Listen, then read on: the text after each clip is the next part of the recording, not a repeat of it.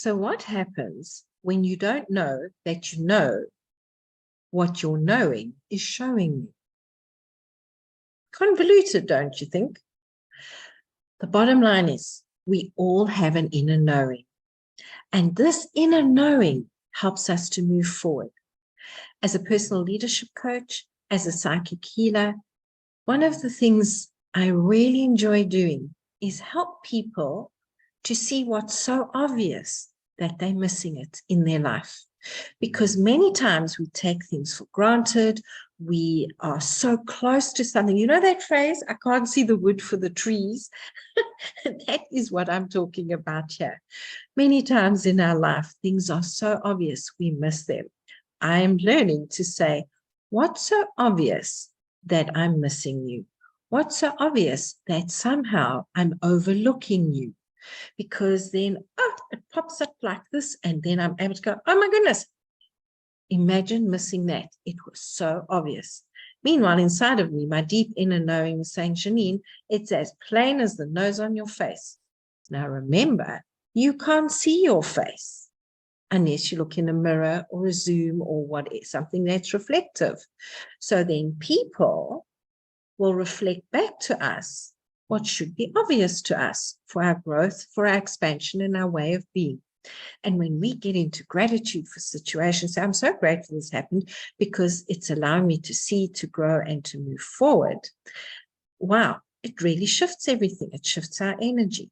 Now let's go back to being as plain as the nose on your face. Because again, we don't see our face unless it's reflected in the mirror. And again, people can be the reflection. Situations can be the reflection. We can even pick something up in a book. We can pick it up in a music lyric. And what it comes down to is having the awareness to allow in what is coming forward for us. Because energetically, we become a match for what's coming towards us, what's happening to us. And it does it because that's where we connect. So put your fingertips together and with your hands like parallel, just at about chest level, your elbows bent. When your hand comes forward to meet the other hand, the tips of your middle finger meet. My fingers are short, so I'd have to bend them down for those on the podcast for all my fingers to meet. When we are at a certain vibrational level and something comes towards us, it's what is at the same level as us that comes and meets us and connects fingertip to fingertip, energy to energy. And this is a very humbling thing, that things happen to us because we are at that energy level. When we choose to shift our energy level and we choose to say, well, what else is possible? Oh my giddy aunt, I really dislike that. What else can be different? Where can I create a difference? That we shift our energy level. So now lift your left hand up to about nose level and leave your right hand at chest level.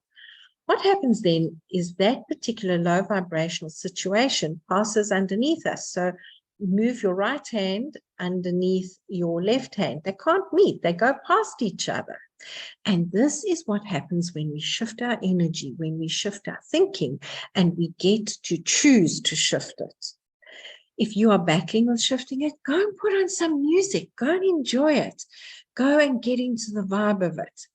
Let me tell you, there are some times I'll really enjoy a song, and the other times I go, what on earth is this irritating me for?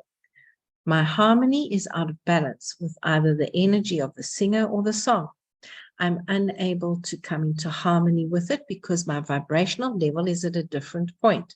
And this is why very often when people are sad, they'll go and listen to sad songs. When they're happy, they put on and go, oh, that's such a sad song, I can't listen to this. And life is like that. We are then in harmony with something different, something at a higher vibration. And when we can become aware of this and put on good vibey music and move that body to it, we are able then to attract things that are at a higher vibration. Now, somebody said to me, yeah, but Janine, how does this work with cash flow and money? Well, cash flow and money are energy. Yes, I know cash flows used to be physical, now it's electronic. So again, it's It's energetic, actually, in a lot of ways. So and it works at a much higher vibrational level. So when we lift our vibrational, we are now at a vibrational match for this happening. And we can then allow it into our life. We can agree to meet it. We can invite it in, and we allow it to work with us. The same in relationships. If you are at a lower vibrational energy, you are going to attract a partner at that energy. Yes, I understand there's karma, there's karmic contracts, there's soul contracts. They all work together. The bottom line is we can call a contract done by learning what we asked to learn, by working with what was coming forward, and then seeing where we can shift our vibrational energy and be a match to something that is far more pleasant, far more conducive. And by releasing other people's points of view and programming that we received as children. So it's quite complex, and yet we can simplify it. Working with people like myself as a personal leadership coach and cyclic healer, working with other people, we see where things are disconnected and where things can be connected differently. I have a coach and a mentor and other women that I work with that help me see what's so obvious. And because it's as plain as the nose on my face, I'm unable to see it. They become the mirror for me. They help me see it. So it's an evolution. It's a way of moving forward by choosing to see what's so obvious we're missing it, by understanding that our energy really does create challenges in our life because of previous things. So to give you an example, the other day I was having a really good day. I was feeling so grateful. I was feeling so thankful, and something really unpleasant happened. So I went back and saw, where do I feel unworthy of receiving this beautiful home and event? Where is a limiting belief?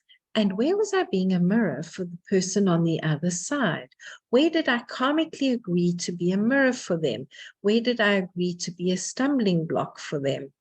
And release them, release the incident, choose to learn what I learned and to move forward. Because I could have told the story about it, and I did catch myself on 2 or 3 occasions afterwards going, and I went, what are you doing? You don't want more of that in your life. Stop that immediately. 3, 2, 1, change, 3, 2, 1, change, 3, 2, 1, change.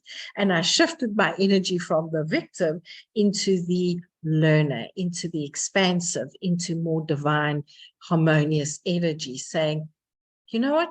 Nobody else needs to know about that except to share with them how it can help you lift your vibration and see things from a higher perspective and a different, higher energy. I'm sure that's never happened to you. If it has, reach out. Let's shift that energy so that you can move forward in a much better way. So people, I would love to hear from you. Reply to me on my website, JanineKathleen.com. Come and explore life with me on Instagram, a more business level, and LinkedIn, and on Facebook. And come and let me know what you are resonating with, where you are being asked to come into harmony, and allow other people to harmonize with you, even be a counterpoint to you. And where can you be, rather than a stumbling block, a stepping stone in your life? And even as I'm sitting here, somebody's left side is aching. So I'm just asking you to take a look at, where are you being asked to rest more in your strengths and rest more in your physical life? Have a grand, glorious, and powerfully wonderful day. Bye-bye.